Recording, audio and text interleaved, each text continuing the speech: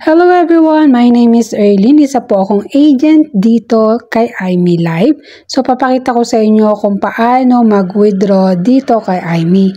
So, meron akong 15,338 na coins. I-click lang natin yan guys, no? Tapos, mapupunta kayo dun sa withdraw. So, ako po ay nag-accept sa mga transfer coins kung meron po kayong mga coins na gusto nyong i-withdraw. So, ayan guys, itap lang natin yung withdraw. So, dito ay minimum 1,000 coins. Pwede na siyang i-transfer sa mga agent. So, ako po kasi bumibili is 1,000 coins is 50 pesos. So, ayan. Pero kung sarili nyo naman kung kayo naman yung mismo magwi-withdraw, minimum $10. So, ayan, pwede siyang i-transfer. Click nyo siya dyan.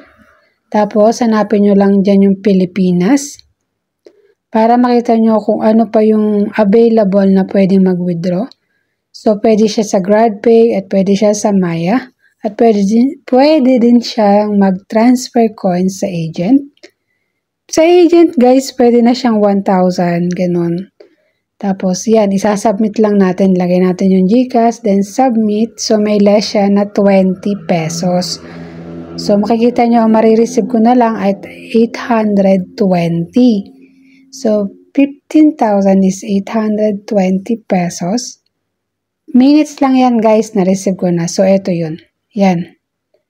Tapos, confirm lang natin siya. Dahil eto na yung ating proof na na-withdraw na natin itong cash. So, ayan guys. Tingnan nyo. So, ayan yung kanina. Tapos, eto na yung proof.